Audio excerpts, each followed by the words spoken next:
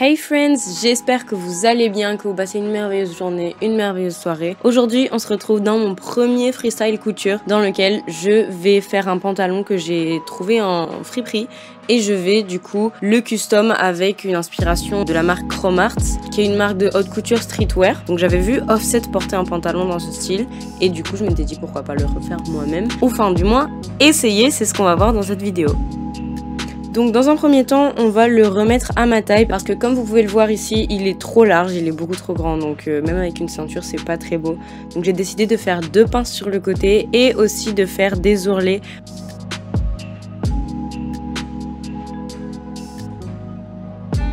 Comme vous pouvez le voir, il est super large, je marche dessus. Donc à tout moment, je tombe et je meurs. Donc c'est pas vraiment le but. Donc on va commencer par prendre ma taille et on va comparer avec la taille du pantalon lui-même, pour pouvoir du coup comparer les deux, faire la différence et savoir combien de centimètres je vais retirer des deux côtés du pantalon.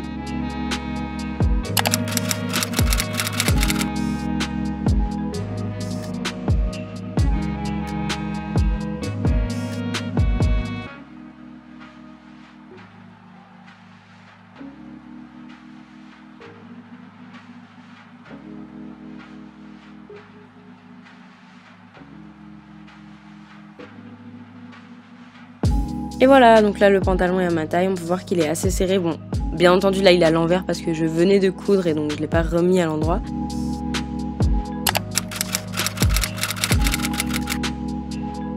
Donc ce que j'ai essayé de faire, c'est que j'ai essayé de faire toutes les coutures visibles du pantalon en blanc pour faire un rappel de couleur avec les bandanas que j'avais commandé qui étaient violets et blancs. Et du coup je voulais faire toutes les coutures apparentes en blanc. Malheureusement j'en ai pas fait énormément, d'apparent il n'y a que les ourlets et les flèches.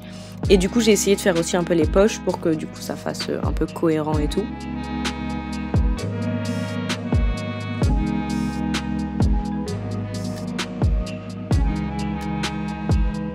Donc pour mon inspiration, je suis allée sur Pinterest, sur Vestiaire, sur Grailed, pas mal de sites qui pouvaient montrer des trucs de haute couture et tout, de luxe. Du coup j'ai regardé un peu parce que Cromart en fait ils ont plusieurs logos. Et donc moi je suis partie sur un logo un peu en forme de croix comme ça.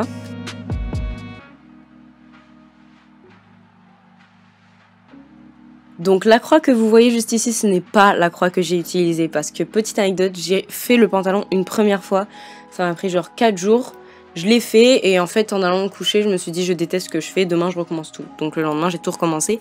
Donc ça c'est la croix que j'ai vraiment utilisée pour le pantalon et du coup pour les inspirations moi j'étais plus sur des pantalons avec des croix un peu random, un peu partout. Et quand j'ai vu le prix les gars, je savais pas que c'était aussi cher, putain ça m'étonne pas que Offset porte ça.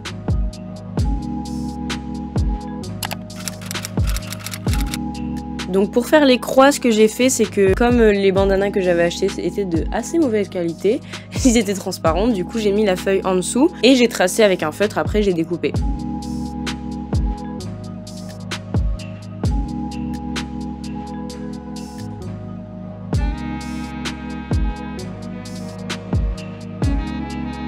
Regardez toutes ces merveilleuses croix que je n'ai pas utilisées parce qu'elles étaient pas du tout bien. La perte de temps, c'est terrible. Ensuite j'ai découpé la poche arrière du coup du pantalon parce que je voulais faire les jambes avant et la poche arrière pour faire un petit rappel sur les fesses. Et comme je peux pas coudre la poche sans l'avoir décrochée, je l'ai enlevée. Donc là vous pouvez voir que j'ai mis les flèches, du coup je les ai cousues et j'ai remis la poche en place pour pouvoir la recoudre en place et la remettre correctement. Prétendez que c'est les bonnes flèches, faites genre c'est les bonnes flèches parce que franchement sinon on va pas s'en sortir. Du coup j'ai mis les flèches au bon endroit que je voulais les mettre un peu au feeling. Et j'ai déchiré la jambe parce que du coup sinon je pouvais pas coudre, il fallait que la jambe soit plate. Alors ça les gars, ça c'est un processus tellement compliqué. En fait je vous explique, les croix comme vous pouvez voir c'est pas des lignes droites en fait, c'est des trucs un peu en diagonale qui partent un peu, qui sont arrondis en gros. Et donc il fallait que pour chaque trait que je fasse, je tourne en fait. Donc là ce que vous voyez c'est assez simple parce que c'est le bas de la jambe, donc en fait j'ai pas beaucoup de tissu qui entrave la route. Mais quand j'étais tout en haut du pantalon, il fallait que je tourne tout le pantalon à l'intérieur de ma machine. c'était insupportable et du coup vous vous en doutez bien qu'avec mes deux mains gauches forcément les lignes sont pas droites. Si on regarde de près on voit que c'est pas très droit et tout, mais en vrai de loin ça passe crème, genre ça se voit pas et puis...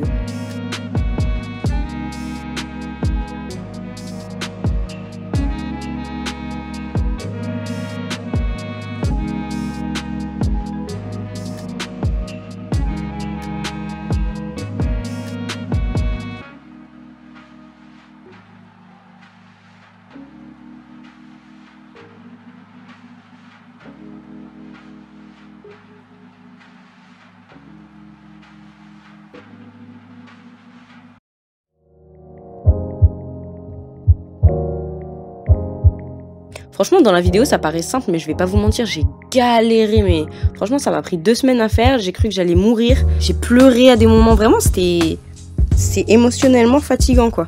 Là, je vais faire une petite pause de couture parce que sinon, je pense que je vais devenir folle.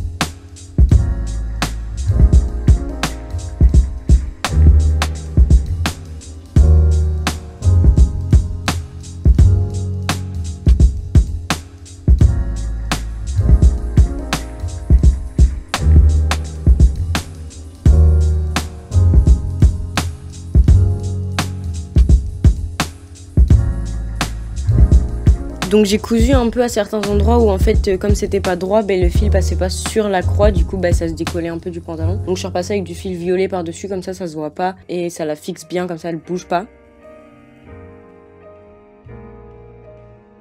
Toujours repasser les coutures, toujours repasser sur les coutures, ça les rend beaucoup plus clean, beaucoup plus malléables.